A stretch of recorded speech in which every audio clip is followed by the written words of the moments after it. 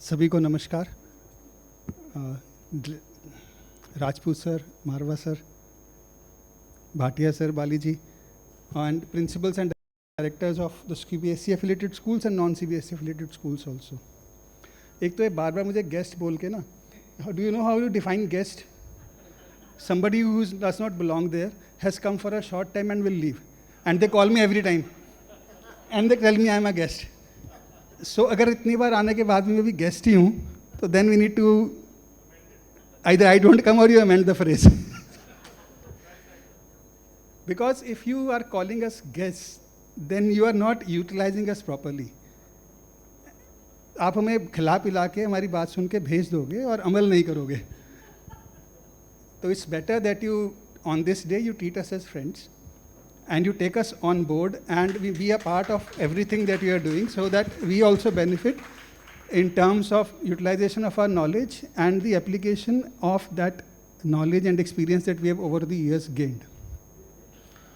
होता क्या है कि जब आप 10-12 साल नौकरी कर लेते हैं तो फिर आपको लगता है कि बाकी सारे लोगों को समझाया जाए कि हमने क्या किया है, और अगर उनको समझाने बैठते हैं तो उनको समझ में नहीं आता. Because that is the difference which we call as a perspective. अगर आप 5 मंजिला बिल्डिंग में रहते हैं और नीचे एक साइकिल खड़ी है तो हर बिल्डिंग से उस साइकिल का व्यू अलग होता है. साइकिल वही है लेकिन देखने का नज़रिया बदलता है. That comes with experience, and that experience is what the teachers and the students continuously share with the students. Right from class 1 to class 12, you are looking at the child growing up and you are sharing that experience with you. और ऐसा नहीं है कि आप हर साल अपने first batch से अलग बात करते हो, आप वही बात करते हो, but the way you interact with them and the way you discuss things with them changes over the years. चीज़ें वही हैं, कई सालों से वही चली आ रही हैं. और बाली सर जानते हैं कि स्किलिंग में कितना डिफ़िकल्ट है. हम एक ही बात बोल के परेशान हो जाते हैं कि vocational is no less than academic. Vocational का जो टैग होता है वो अपने आप में एक स्टिग्मा कैरी करता है because of the name. So CBSE has before 2020 change its name from vocational to skill education. Ministry ने भी कर दिया. और अब तो अगर आपने टाइम्स एजुकेशन वाला देखा होगा थोड़े दिन पहले, इंडिया टुडे वाला, तो मिनिस्टर साहब ने भी इस बात को एक्सेप्ट किया है कि अब हम वोकेशनल नहीं, हम स्किल एजुकेशन की बात करते हैं.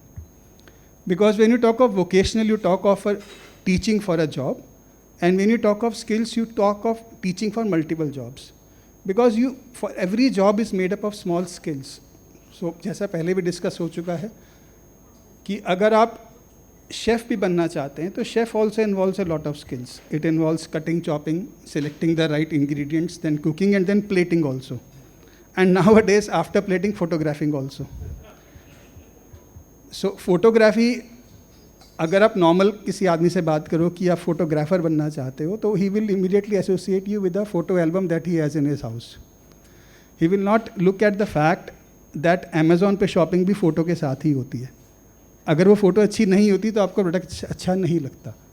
उसकी बारे में डिस्क्रिप्शन अच्छी नहीं होती तो आपको भी प्रोडक्ट अच्छा नहीं लगता. So that means your photo and creative writing both are involved, which are inherent part of the school education. Yet the school and teachers and the students want an objective type test and not a descriptive type test where they have to write. Reading habits are on the decreasing side, writing habits are also on the decreasing side, and most importantly sitting habits. आप किसी बच्चे को आधे घंटे पौने घंटे एक जगह पे बिठा के नहीं रख सकते. उसकी कंसंट्रेशन लेवल तो और भी बहुत नीचे चला गया. कोविड के टाइम पे उन्होंने अपने बेड पे बैठ के पढ़ाई करी है तो गद्देदार सीटों की आदत पड़ गई है. स्कूल में सीटों पे गद्दे नहीं होते, एक वो भी प्रॉब्लम है. 3 घंटे एग्ज़ाम में बैठना उनके लिए इतना डिफ़िकल्ट काम है जैसे उन्हें 4 साल की सज़ा हो गई हो. So discipline has gone over the head, it has tossed out of the window. अगर हम कुछ भी बात करें, NEP की बात करें, पेडागोजी की बात करें, टीचर ट्रेनिंग की बात करें, discipline becomes all the more first and foremost. और स्कूल में आप आज की डेट में अपने लेवल पे अगर प्रिंसिपल कुछ करना चाहे, it is very difficult until and unless you have the parents on board. Schools are a part of the community and it is high time the community gets involved in how the school is functioning. Policies हैं, policies school को guide करने के लिए हैं, लेकिन आप parents को जब तक इन्वॉल्व नहीं करोगे, in terms of sales, Dr. Rajput will agree that the customer has to be brought on board. If the customer does not tell you what the customer wants and what you supply and the customer does not want them, there is always going to be a difference. But यहाँ पे बड़ी interesting चीज़ आती है school के scenario में, जिसको आप deal करते हो उसकी मर्जी कभी नहीं चलती है. आप बच्चे से पूछो क्या पढ़ना हो, गया मैंने पढ़ना ही नहीं. आप उससे हम पूछते, कई बार तो हमारी कमेटी में बच्चे भी होते हैं कि करिकुलम में क्या चेंज करें, क्या करना चाहते हो. घूम फिर के बात वहीं आती है, मुझे स्कूल में नहीं बैठना, मुझे फील्ड में बैठना है, खेलना है, कूदना है. I want fun in the class, learning happens. In some cases, learning is the primary product that we are looking for, but in most of the cases, learning is the secondary product that we are looking for. It is a product of your interaction with the child.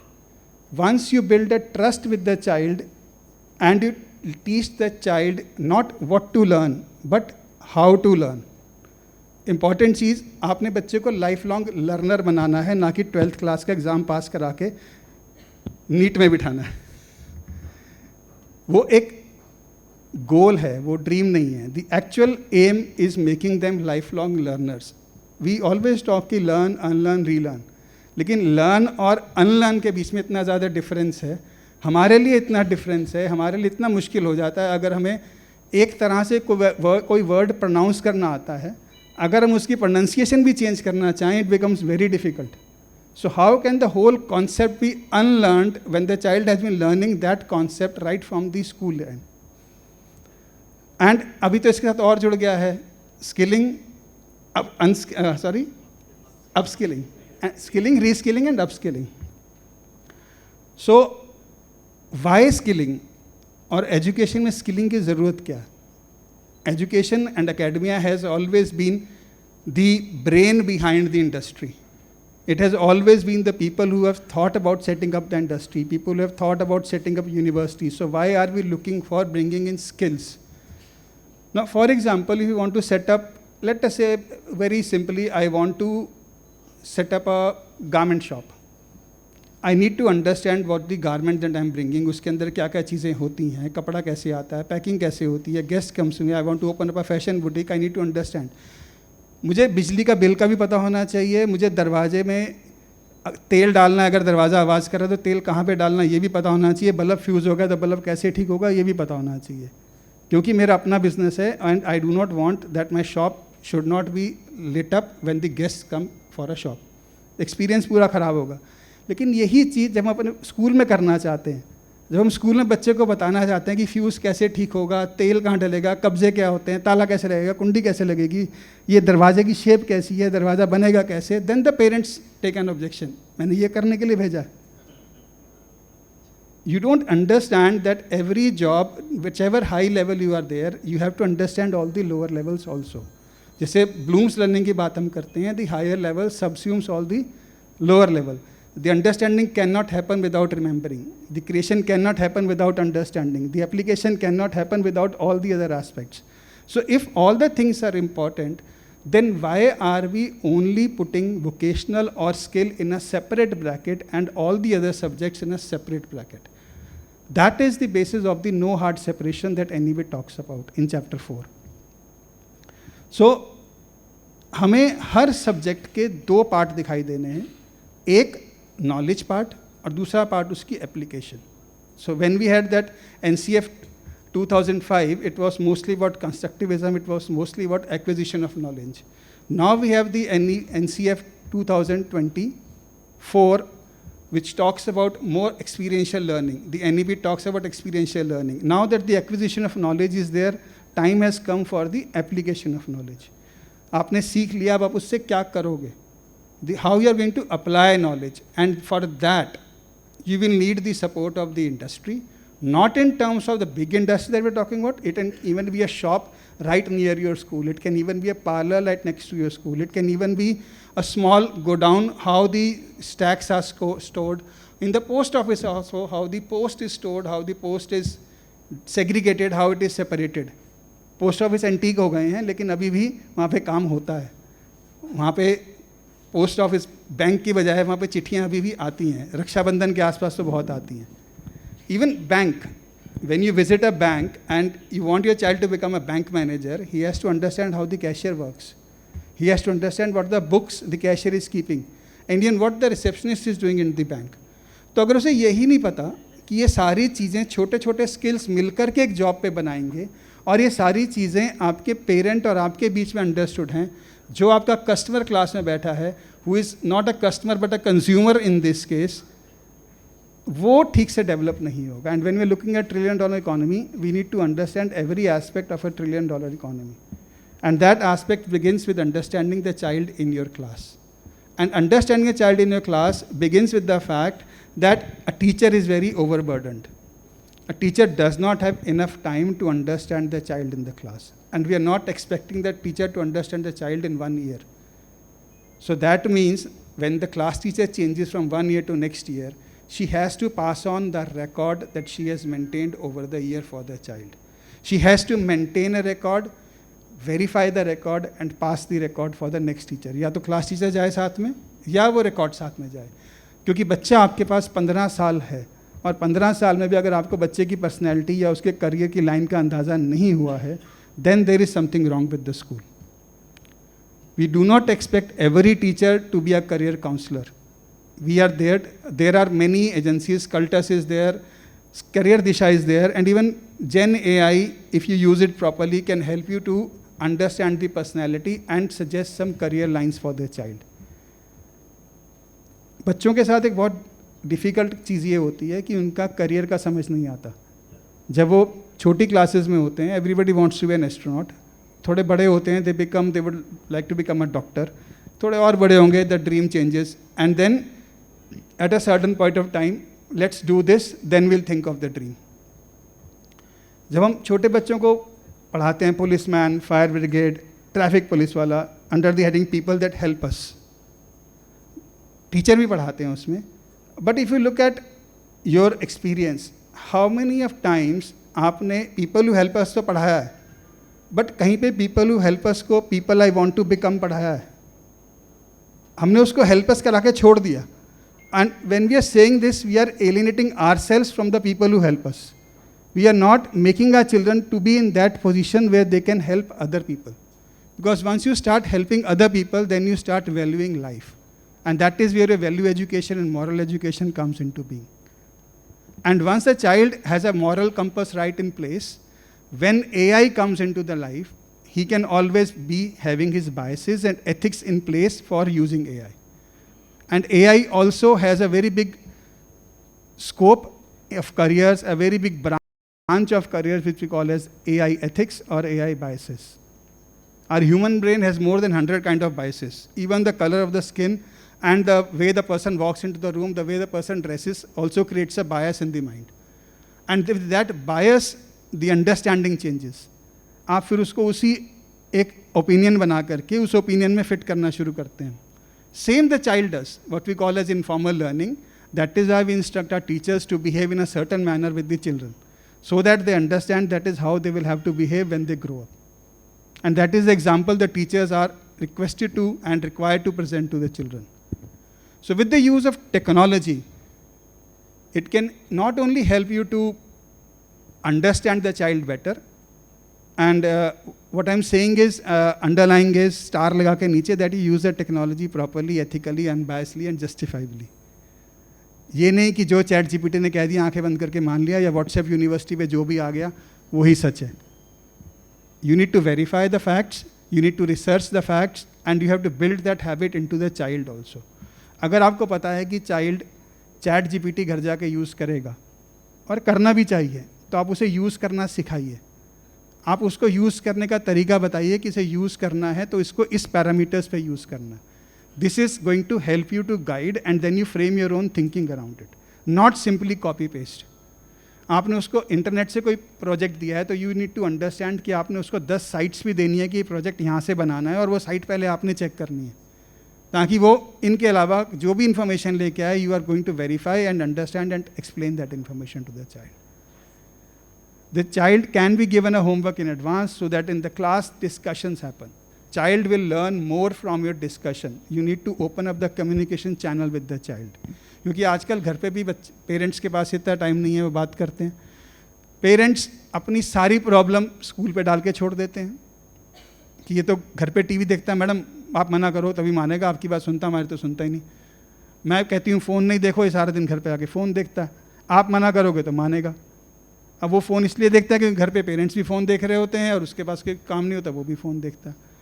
So teacher is overburdened with lot of things apart from teaching.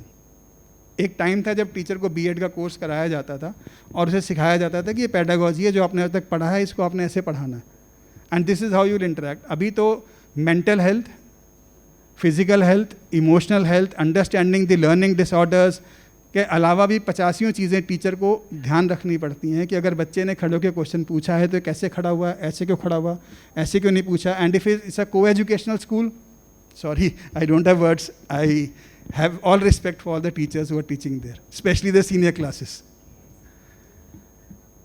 Because nowadays, boys have to have girlfriend because it's a status symbol. Girls have to have boyfriend, it's a status symbol. अगर नहीं होगा तो बड़ा difficult हो जाता है। Netflix और Amazon prime ने जान खराब कर रखी है सीरियल दिखा दिखा के। Anyways, that is also a skill that you need to inculcate in yourself. So you need to upskill yourself for this. You were not trained for this, but now you are facing this. Covid ने और pandemic ने अगर एक बात सिखाई है कि humans are very adaptable, humans are very resilient. हम आज यहाँ बैठ के बात कर पा रहे हैं, इसका मतलब हम कोविड सर्वाइव किए हैं, तो that means we are all warriors. अगर हम ये बात कर पा रहे हैं और इस बारे में सोच पा रहे हैं कि कोविड से हमने क्या सीखा, तो हम इस स्टेज पर हैं कि that we should be able to discuss this with other our children also. What Rajput sir was saying, that technology has changed very fast. Technology has changed at a very rapid pace, especially after 2020.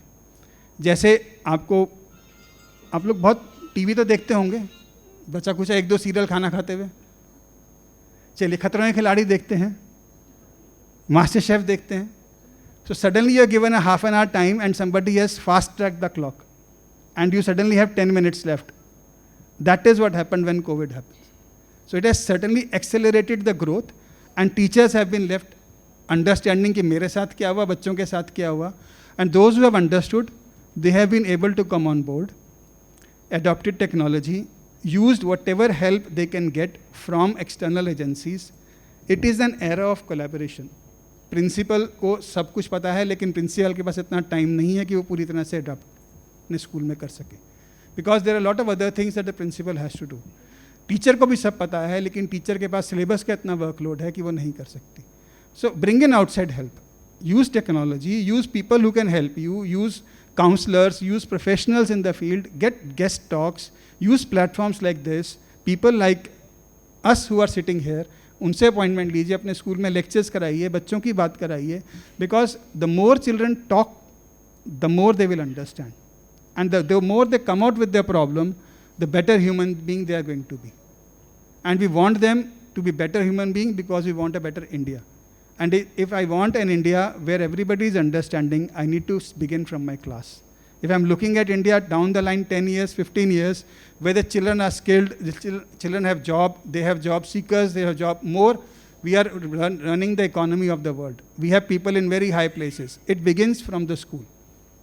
अगर school में बच्चे के अंदर ये understanding कि वो कुछ कर सकता है और कैसे करना है, उस चीज़ की अंडरस्टैंडिंग और उसके जाने का रास्ता और मोटिवेशन टाइम पे मिलता रहेगा, then the child is going to grow properly.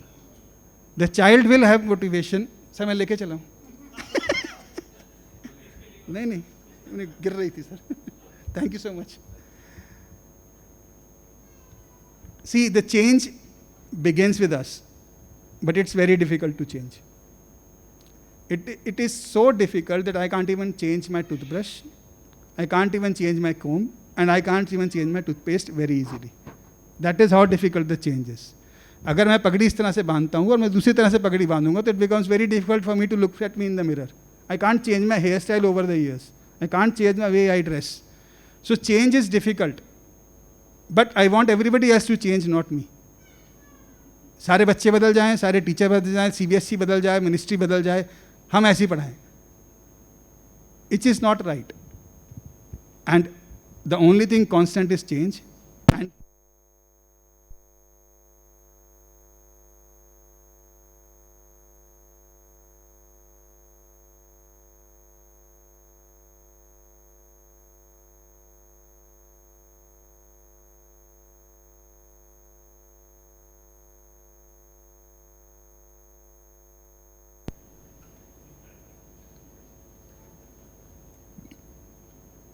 Sorry. So we were talking about change. In around 2015, we had a conference with an Australian group. We did it. The first lecture that group delivered was about change. And the first slide they had, I want change, but I don't want to be changed. So let us understand this, because change is coming, and that change is about collaboration. How many of you know what we call as the 21st century skills? 21st century skills या learning की बात तो सभी करते हैं, आप सबको पता होगी बात ये, सबको पता है। उस सबसे इंपॉर्टेंट स्किल कौन सा होता है 21st सेंचुरी का? Collaboration, adaptability, communication, and we are in which century? हम कौन सी सेंचुरी में हैं? We have already passed quarter of that century, and we are still talking about 21st century skills to be inculcated in schools. 21st century skills तो अब field पे दिखने चाहिए। अभी भी अगर हम स्कूल में उन्हें फिट करने की बात कर रहे हैं तो हम अभी 21st सेंचुरी में खुद नहीं आए हैं, सिर्फ सोच रहे हैं कि 21st सेंचुरी में आएंगे, और 25 साल को 21st सेंचुरी में आए हुए हमें हो चुके हैं, 24 साल 6 महीने। तो we are now not calling them 21st century skills, we are calling them workplace skills or employability skills. Because ultimately, at the end of the day, 99% of your class is going to be part of the workforce. Whether they become job giver or they become job seeker, they will be working, and they will be professionals in their field. And if they are going to be professionals, they need to understand how the workplace works, how the real world works. It's not mushy out there. There are all kind of people, there are all kind of things happening. So they need to understand that also. So they need to have their moral compass in place. They need to understand the importance of skills. They need to be trained on the emerging technology, and they need to learn to adapt and modify that technology. So with this, I wish you all the best, and thank you so much for the time.